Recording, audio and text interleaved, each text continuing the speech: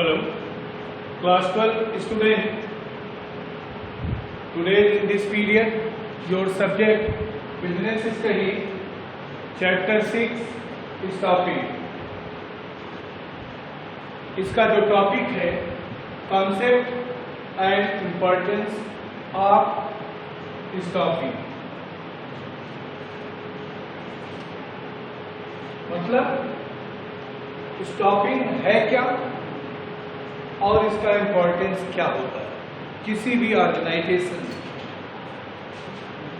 Simple words में stopping का मतलब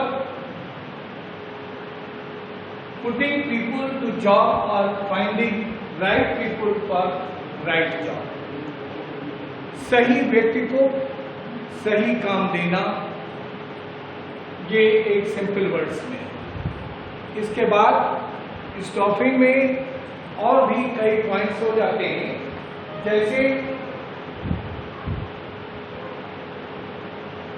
रिक्रूटमेंट, सिलेक्शन, ट्रेनिंग, कंपनसेशन, ये सारे पॉइंट्स स्टॉपिंग में आते हैं।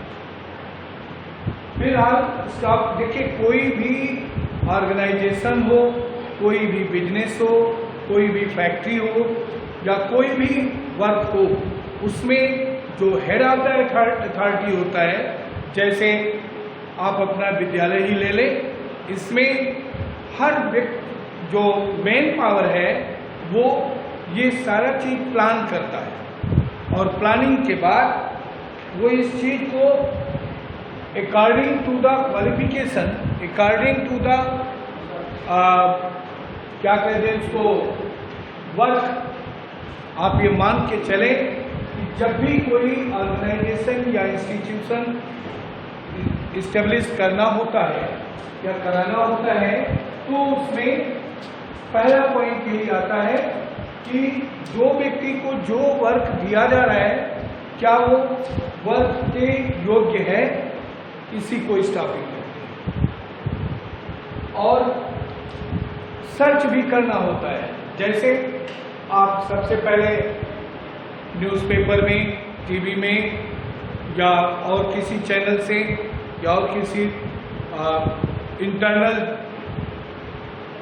बॉडी से या और जो वर्कर ऑलरेडी हैं उनके द्वारा ये हर चीज़ को प्रिस्क्राइब करना पड़ता है, बताना पड़ता है कि भाई मैं ये इंस्टीट्यूशन मैंने चलाया या ये बिजनेस डाला है, इसमें इन लोगों की ज़रूरत है। फिर उसके बाद में जब वो व्यक्ति आता है तो उसका इंटरव्यू वगैरह लेना, ठीक है, उसका डेमो वगैरह लेना एजुकेशनल इंस्टीट्यूशन में कि क्या वो व्यक्ति उस कार्य के योग्य है। अगर रहता है तो उसको वो जॉब दिया जाता है, अगर नहीं है तो नहीं दिया जाता। तो उसकी क्वालिफिकेशन, उसकी वर्किंग कैपेसिटी को ध्यान में रखते हुए उस व्यक्ति को, यहाँ पर लिखा हुआ है सिंपल वर्ड्स में, people job are finding right people, सही व्यक्ति को सही काम दिया जाए ताकि वो आगे कंटिन्यूसली, चाहे वो बिजनेस हो चाहे कोई इंस्टीट्यूशन हो, वो प्रोग्रेसिव पीरियड में या प्रोग्रेसिव ढंग से चले। इसका इम्पोर्टेंस भी है, filling the role by obtaining competent person. जो वही चीज पहले अभी पॉइंट बताया मैंने कि उसका जो रोल, जिसको आप जो जॉब दे रहे हैं वो उसके लायक है या नहीं। अगर नहीं है तो उसके हिसाब से उसको वर्क तो नहीं देना चाहिए, और अगर आप दे भी देते हैं तो रिजल्ट उसका धीरे धीरे आपको ऐसी कंडीशन में ले जाएगा कि आप जहाँ थे वहीं फिर पहुँच जाए। हायर परफॉर्मेंस, हायर परफॉर्मेंस माने एक ये भी मान करके चले कि उनको जो काम दिया गया है वो सेटिस्फैक्शनल है या नहीं। कंटिन्यूस सर्वाइवल एंड ग्रोथ, अगर ऐसा है तो जो भी इंस्टीट्यूशन है या जो भी ऑर्गेनाइजेशन है या जो भी बिजनेस है वो कंटिन्यूसली अपना सर्वाइव करता रहेगा और वो निरंतर बढ़ता ही चला जाएगा और आगे और प्रोग्रेसिव पीरियड में अपने को ऐसी जगह पहुंचा लेगा कि चारों तरफ उसके नाम होंगे। फिर है optimum utilisation of human resource. इसमें धीरे धीरे जब सारी बातें कंप्लीट हो जाती हैं, सारे कंडीशंस कंप्लीट हो जाते हैं, तो उसका यूटिलाइज ह्यूमन रिसोर्सेज में कैसे हो रहा है ये देखा जाता है। फिर include job satisfaction and moral.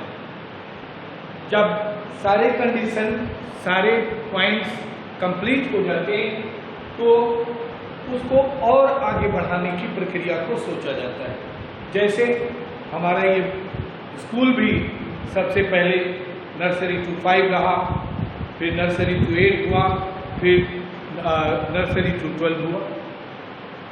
तो जो इम्प्रूवमेंट्स होता है जॉब में वो किसी ऑर्गेनाइजेशन का, तो वो वर्कर्स के ऊपर डिपेंड होता है, उस पर्सनालिटी पर डिपेंड होता है, उस हायर अथॉरिटी पर डिपेंड होता है कि वो आगे धीरे धीरे बढ़ता जाए और उसकी गुडविल उसको मिलती जाए।